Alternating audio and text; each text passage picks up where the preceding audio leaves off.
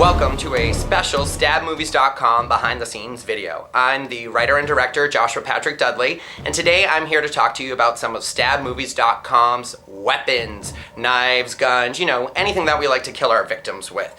So I'm going to show you some of our props, and then I'm going to talk to you about how we actually created some of the effects while using those props. Exciting, I know. I have Patrick Stewart here from Stab7 who's going to assist me with some of it, and I hope you're in for a good time because here it comes. Just a disclaimer real quick, please, please, please do not ever film your movies with real knives. You will see in our collection that there are some real knives that we have filmed with and do film with, but they're dulled down and there are safety precautions and I have been trained to use them. But if you're making your own amateur horror YouTube movie, you might not want to film with a real knife, and we'll discuss why later. Now I'm with Patrick Stewart from Stab7. Hi everybody. What up, yo? Patrick played Brody Lawrence in Stab7, and today he's here to assist me. What? Since Rachel has moved away, I've had to replace her with other assistants for these videos, so she's not replacing our heart or our team, but now we have a different pretty face. Ta-da!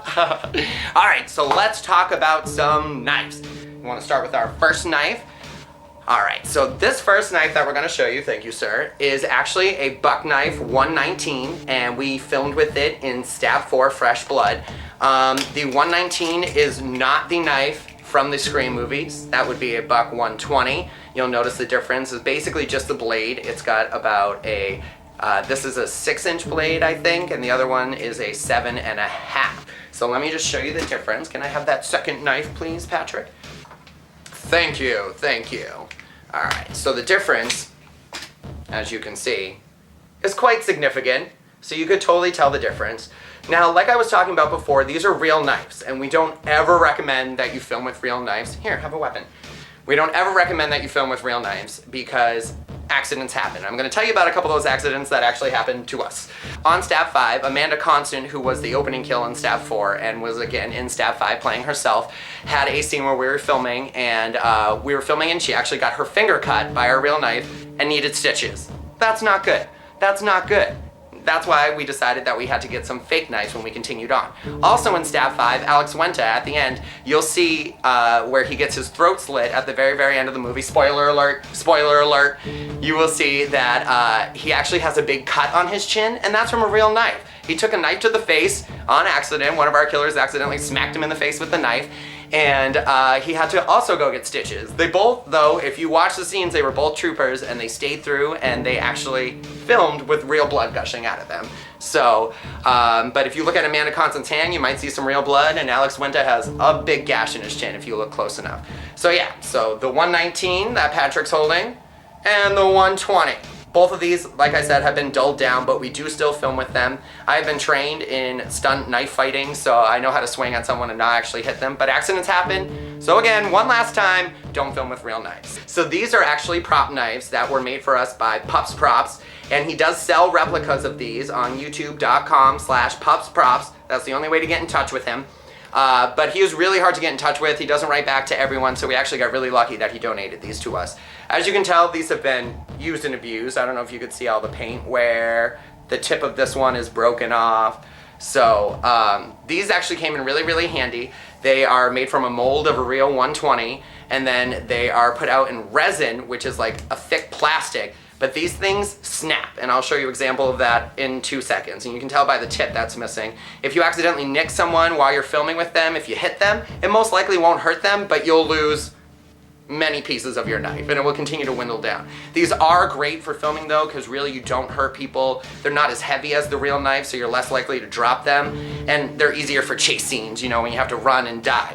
So if you're gonna film a Stab or Scream fan film, or any other movie that you wanna use a knife, I recommend trying to get a replica, either made out of rubber or resin. That way you can successfully do your scenes without hurting anyone. It would be cool if we had like a retractable knife, but those are ridiculously expensive to have custom made, so we haven't gone that route yet, but maybe someday. But yeah, cool. So these are Pups Props knives. Now I'm gonna show you the last one that is in several pieces, but this actually comes in handy. So as you see, I just have a handle, and then I have a pointy end, and then this one random other little piece. This actually is supposed to be, wow, I can't even use my hands. This is supposed to be connected like this. So when we got the knives from the guy from Pups Props, he actually sent us one that only had half of a blade so that we could use it for stabbing effects. And I'm gonna demonstrate that in a second. So this actually came as only a half a knife with still a point, and that way we could glue it on to someone if they get stabbed through the throat, which was actually gonna happen in Stab 7, but we didn't film it.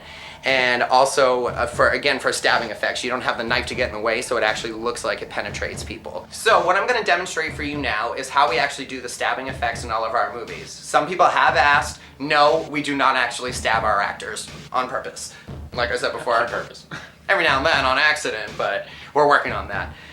So what we normally do is we would use a blade like this, or something that's just a handle, or like I said before, how it should have a little piece of the blade attached. And that way we'll take it, and when you kill someone, the motion of you swinging will create a blur in the camera, so you can't really tell what's missing from the knife, but you do have to think about your angles and stuff when you're doing this. So normally when we have a knife like this, it would be super quick and it would just come up, see, yeah, and I killed Pat. So that's really how we do a lot of our stabbing effects. Obviously you don't want to hurt them when you're punching them. Try to stab lightly. I'm gonna hit them a little hard there. But if this had this little extra piece on it too, you could use it to be kind of sticking out of him. Here, I'll stick it in his boob for now. But you would have the blade here. Here, I'll put a connecting piece in, if I can find it.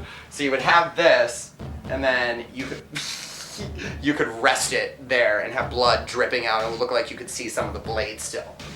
And the only other thing that I really want to show you, because people do ask, like I said, don't film with real knives, but the way we film with the real knife, a lot of the times it's just for close-ups, like if I'm lifting up the knife up in front of you and I really need you to see it, and that's a pain in the butt because you always got to find the lighting, make sure you can see the knife right, like that, there we go, ooh, ah. But normally, if you're gonna do something dangerous like this, my training, they teach you how to swing at someone and then turn away before you get there.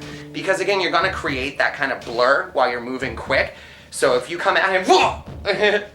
Of course you could see it poking out down here, but you can cut to a different shot before that. Were you terrified that I swung a real knife at you? Now that's a good friend. Talk about trust, right? Segment 2 of StabMovies.com's weapon video. We're moving on to, you guessed it, guns. The gun that I have with me right now is actually the cop gun used for Dylan's gun in the movie. So you'll see it's still kind of in a holster. And then this is Dylan's gun. All of our guns are actually recycled either BB guns or some sort of prop gun. They really don't have a lot of insides to them. This one doesn't even cock anymore. A lot of where you would see the shaft slide back when a gun is firing like this, we do digitally, and we have that set up in there so that we don't have to actually have them go off on set. But this is Dylan's gun. She's had the same gun for all the movies she's been in because it's the only one that fits into her holster. KYLIE'S gun from Stab 6. Teeny tiny little gun. We really wanted a girly gun for Kylie to have because she was such a girly girl, and this is from the scene where she shot out the window to demonstrate that the glass was bulletproof in the house. So her gun half works and sounds like it shoots still, so that was cool. But yeah, that's pretty much the only time you'll ever see this gun is in Stab 6 because it's in Kylie's garter belt. And our final gun, this one's a biggie. This is the killer's gun.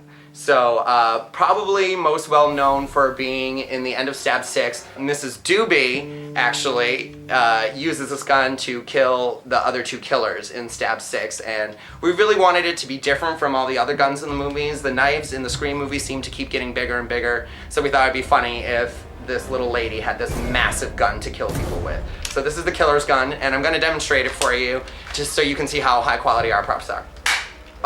Oh, it didn't even do anything. That's actually the best it's done. When we were rehearsing, I shot this thing and it went like flying off. Wow, I fixed it. Look at that. Oh, there we go. See, that's what happens. So make sure you know how to work with your props and that you really study them before a scene, because you don't want something like that to happen. You have the gun pointed at someone's face and then that thing flies off and actually hits them in the face. So just be prepared. All right, so that's gonna end our knives and weapons video, but stay tuned because we have a couple more behind the scenes videos coming up where we're gonna show you our costume and some of our bloody special effects and a few more props that we use. Thank you for watching. Peace!